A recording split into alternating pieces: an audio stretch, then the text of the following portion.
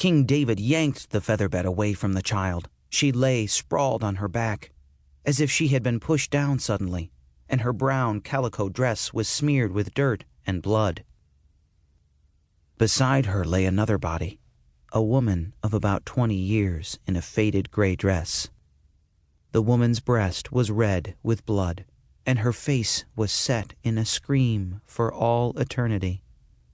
Letty Harmon, with whom Queen of Sheba was sometimes allowed to ride, because Mrs. Harmon told her stories about fairies and elves. For an instant, King David was stunned to discover his sister's presence, her living presence here among the dead. Then he grabbed the child and pulled her up thoughtlessly, not stopping to see if she was injured. "Come on, get away from there, Queen of Sheba." His sister clambered to her feet. There was dirt on her face and hands, and a white sunbonnet hung from her neck. The strings tangled in her long yellow hair. She had one shoe on and still held a gray knitted stocking in her right hand. Her blue eyes were vacant, her delicate face pale and dazed as she looked around. "All them folks?" she whispered. "They're hurt?" "No," King David said quietly. "They're dead. At least everyone I've looked at is." He took a deep breath as he struggled to readjust his thinking. Only a few minutes ago he had been the only living soul here, and now there were two of them. But was it better or worse? Finding Queen of Sheba here was like finding a baby bird fallen from its nest, fragile, pulsing with life, but a life that would be so hard to save. Here, King David struggled to pull himself together, to deal with what he had here instead of wasting time with wishing. "I gotta find some place for you."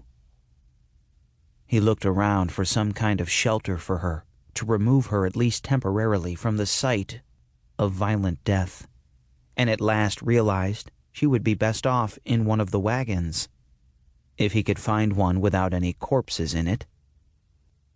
He led the way across the torn ground and, after inspecting 2 wagons, found one that contained only a pile of quilts and kitchenware.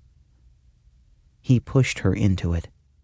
"Stay in here, Queen of Sheba," he told her, "while I look around.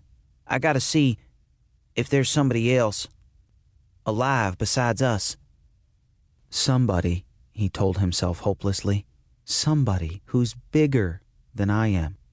Somebody who can tell me what to do." Queen of Sheba sank like a frightened bird into the nest of quilts, and King David began a slow, careful tour of the shattered wagons. His head still ached, but he could think clearly now.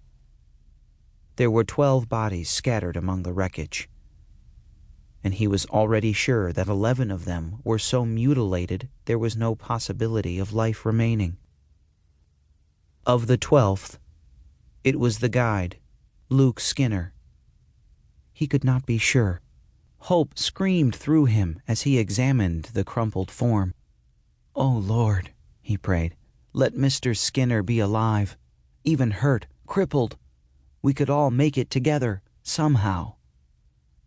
Luke Skinner lay on his face at a distance down a slight slope toward the shallow, winding draw the wagons had been about to cross. He did not appear at first to be as badly wounded as the others.